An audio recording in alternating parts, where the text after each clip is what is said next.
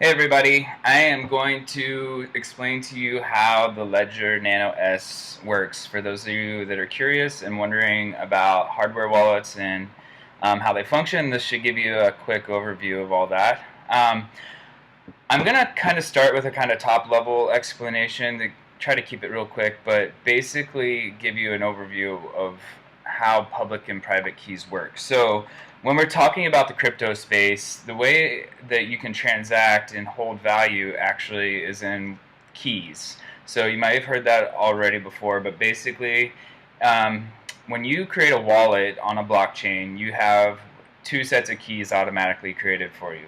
One is a public key that anyone can see, and one is a private key that allows you to transact and make changes to that public key address. So basically, when you open up any kind of wallet, what you're really doing is just creating a key pair. You're creating a public key that everyone can use and that you can use to generate addresses and that people can send funds to or interact with, and then you're creating a private key that is yours to keep and make sure it's safe and gives you control of that public key address. So basically, that's why any of the Bitcoin or blockchain technologies are put the responsibility on you, because that private key essentially gives you complete control of the public key associated with it. So it's your duty and your responsibility to protect that private key. So I did a blog post on the key system and how it works in Steemit. Steemit has actually a few more keys that you have to worry about, and I go over that in detail. If you're interested, you can check it out. Just Google the Keep It Simple Steamville and it'll pop up in Google. But that'll give you a longer explanation of what keys are and how they work. So, but just know that anything that you do on a blockchain, what's really happening is that your account is public and represents a public key, and that public key can have a bunch of addresses and things associated with it. But if anything ever has to happen with that public address as far as changes go, like you want to send funds or move things from that public address, you have to have a private key to actually make that happen. And that's what's called signing a transaction, or signing and approving a request to basically have something happen against that public key. So that's why your private key is super important, and that's where hardware wallets come in. So I'm today going to be talking to you about the Ledger Nano S, which I have right here. It's really basic, small, about the size of a USB thumbstick, and it has a screen that you can interact with, two buttons on top that do everything.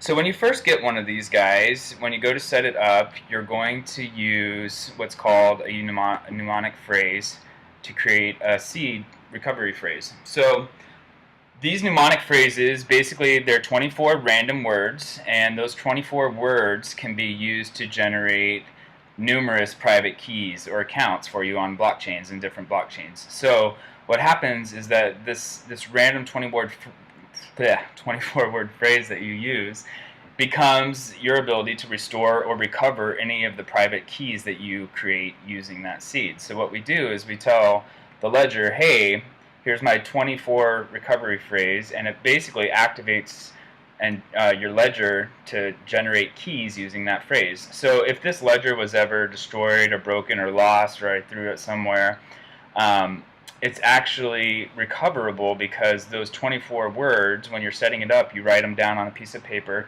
put them in a fireproof safe, put them in a bank deposit, put it somewhere safe, make a couple copies if you need to, but just realize those 24 words basically are your bank account. So whatever funds, whoever gets those 24 words has complete access to every single private key that you create using them. So basically, these hardware wallets are disposable if you wanted to, because what really matters is that mnemonic phrase that you use to create the private keys. So these devices, these hardware wallets, basically take that phrase that you create and then give you a secure enclave on the device itself, which isolates your private keys from the computer.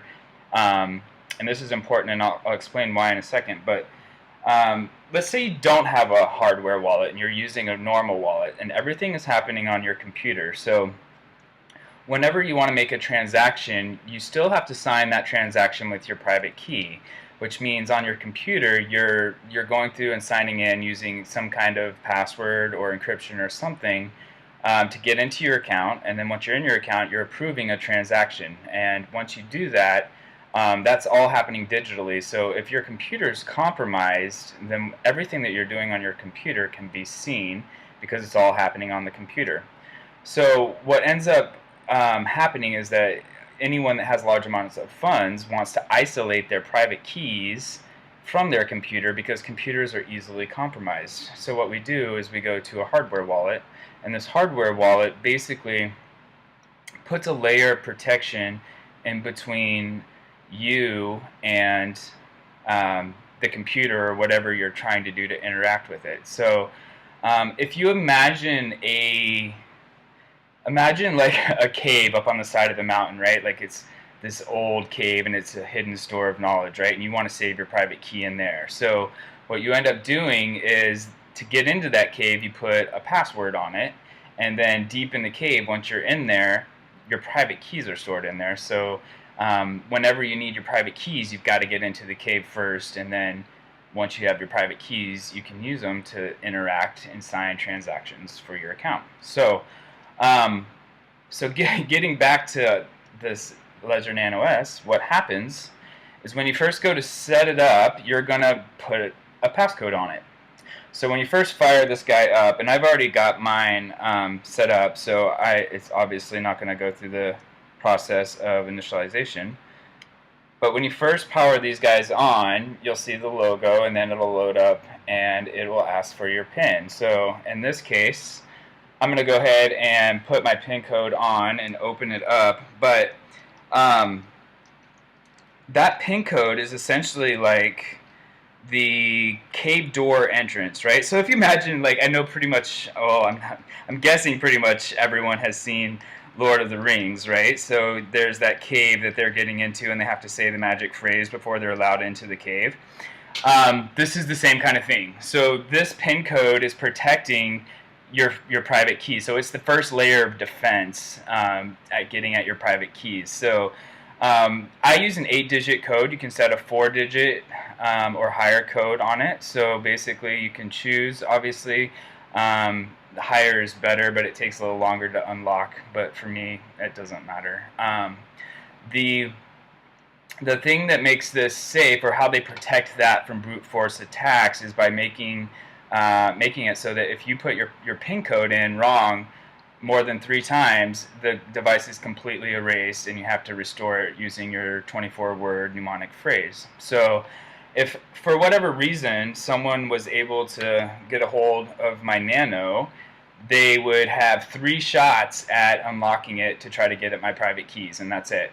The 4th time they tried it, the device itself would just completely wipe and everything on it would be gone. So that's the layer of protection that you have there. So you're basically you're at the cave. The PIN code stops you. If you have the PIN code, you can get into the cave, and buried deep in the cave, you've got your private keys. So at that point, when we're coming back to the computer here, 24-word backup. When you first do your set up your ledger, it'll walk you through creating that 24-word backup and instruct you on what to do.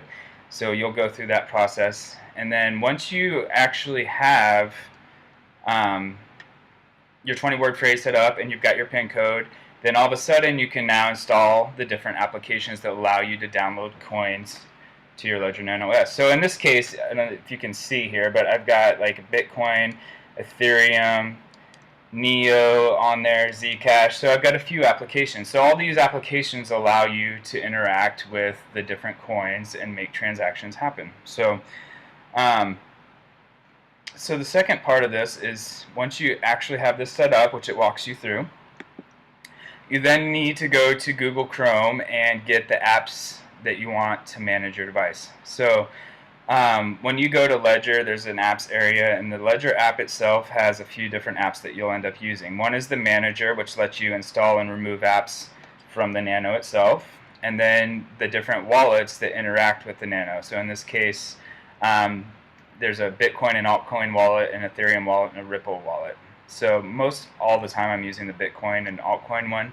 And then the Ethereum one actually holds all the ERC20 tokens as well. So if you've got like EOS or what are some of the other ones, like Augur or Golem or any of those tokens that are actually Ethereum blockchain tokens, then you can store them on your Nano S as well. So anyway, so what I'll do is I'll show you that once you've loaded it up, and this has to be in Chrome, by the way, so all those applications and wallet applications are Chrome related, but you can open them on any browser that has Chrome, which is nice. So if I click apps here, you'll see I've got my ledger manager. And because I've plugged in and unlocked my Nano, it's now talking, and you can see all the different applications that I can download to my Nano S, and I can apply firmware updates from here too if I needed to. So in my case, I am going to show you, I'm going to open my Dash wallet. Right now, Dash is not installed on here, but I still have coins in my Dash wallet. So this little device can only hold about 4 apps at a time. So, and you can see here, there's probably like 20 plus different apps and coins that you can put on here if you want to. So because I have a lot of different coins, I can't store all the apps on here at once.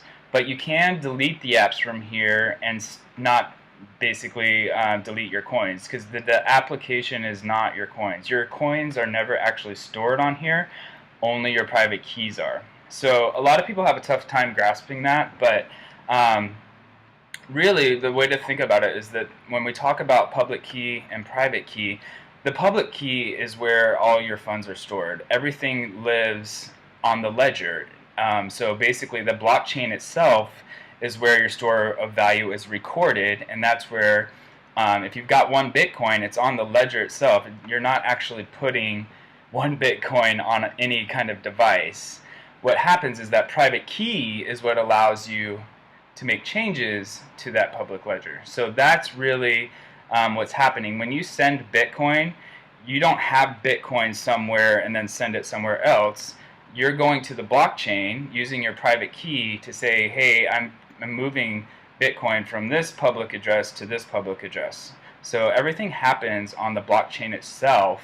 This private key, all it does is tell you and give you permission to interact with a paired public key. So anyway, hopefully that's not too confusing, but if it is, I'm always happy to explain further if people need it. So in this case, I don't have Dash on here, but I do want to get it. So what I'm going to do is I'm going to delete one of my current applications. So on this case, I think I've got Neo on here. So let me delete my Neo. And I have Neo in this wallet, and I can still remove the application, and my Neo is not going anywhere because the wallets on here, all these applications, all they do is interact with the private key. So the private key is already on here and set up, and that's all that you need to interact with all these different applications. So you can move applications in and out, and because all those applications do is talk to the private key that lives on here, they'll be able to be restored later, and all the coins and associated funds are on the blockchain, so they know the balances and things haven't changed there. So here's the first layer that we're seeing, where the computer is now trying to talk to my Nano S and wants to remove an application. Now this is why hardware wallets are awesome, because the computer itself can't actually get onto the hardware wallet. So what you have to think of it as is basically this computer, if we go back to our cave analogy, the computer is outside of the cave at this point. So what this represents, the Ledger Nano S represents a cave. And you can only the people that can get into the cave can actually make changes to anything in the cave. So those are your private keys. So because the computer gets to the cave door and can't go any further, it requires you to actually authorize anything that it's trying to do. And so this is what the exact level of protection looks like. So now this application can't do anything on my Nano S until I give it approval. And if you see on the screen here, it's asking me to approve and allow this application to be removed. So the only way, I'm timed out on this here, let me try again. The only way that that application or anything happens on here is if I physically approve it on the Nano itself and not through the computer. The computer has no way to actually do that because this provides us with a layer of isolation between the computer and the device and our private keys. So I'm going to initiate that again. Removing application, it says allow ledger to remove it. I hit yes to check mark.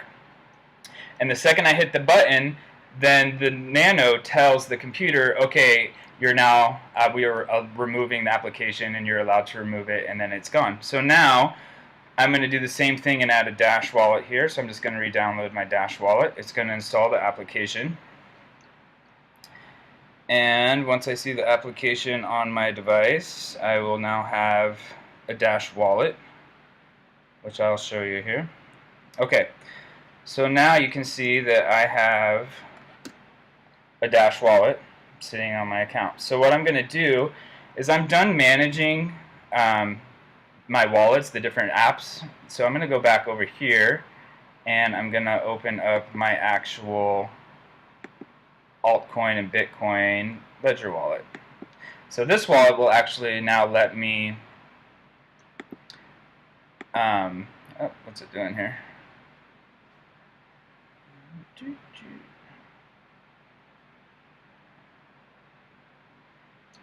Interact with my Dash. So I'm going to open up on my device, I'm going to open up Dash, and once I go into that Dash wallet, I now am going to use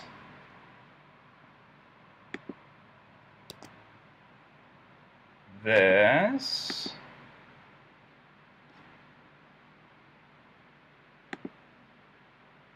app in the Chrome browser to actually interact with it, if it's going to work here.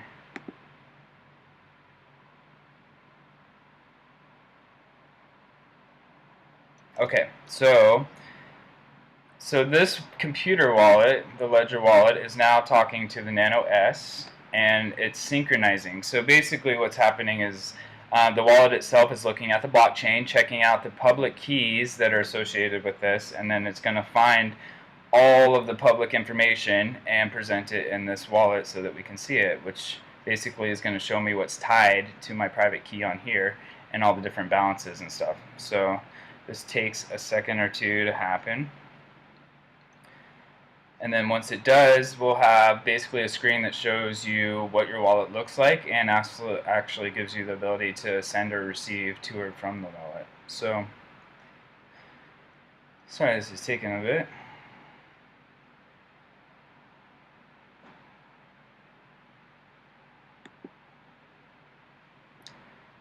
While we're waiting, basically I can chat a little bit more about some of the worries that people have with these. To kind of explain it more, these devices have two chips in them. So if you imagine that this device has, like, we're going back to our cave analogy, but you've basically got a private secure area of the cave that exists, and then you have kind of the front door of the cave that exists. So what happens is the CPU is allowed to talk to the front door of the cave, but it can't actually get back into the private cave. And that's the additional layer of security that these hardware devices provide, because you always want to have, for additional security, you want to have that isolation between the CPU and all the vulnerabilities that CPUs have and your actual private keys. And that's what this does. It basically creates a layer where you can't, a computer system can never actually get past the front door. And the only way for things to be authorized is to manually press buttons and have physical interaction. So that's how these devices create security, because you're never having to do something on the computer to authorize transactions. It's all happening on a hardware device. So anyway, so here this finally loaded. So what you're seeing is my Dash wallet, and it's using this device to grab my private keys, so it knows what associated public keys it's looking at. And then I have operations that I can perform on my account. So at this point, if I want to send funds, I can hit send and put in a Dash address and then choose how much transaction fees I want to play and then hit send. When I hit send, it's going to ask for authorization on here. So basically, I have to sign the transaction manually by pressing one of these buttons to confirm, just like I had to do that when I uninstalled the application.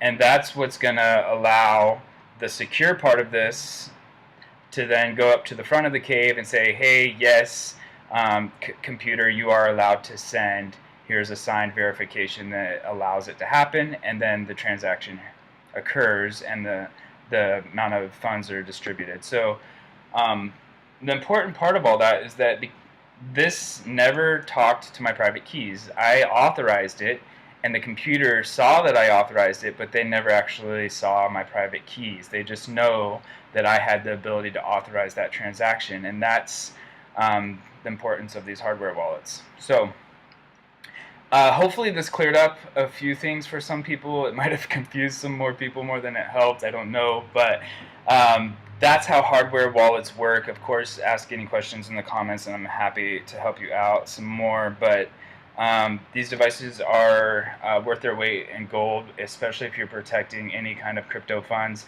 They're not that expensive. I think this is like maybe $70 or so.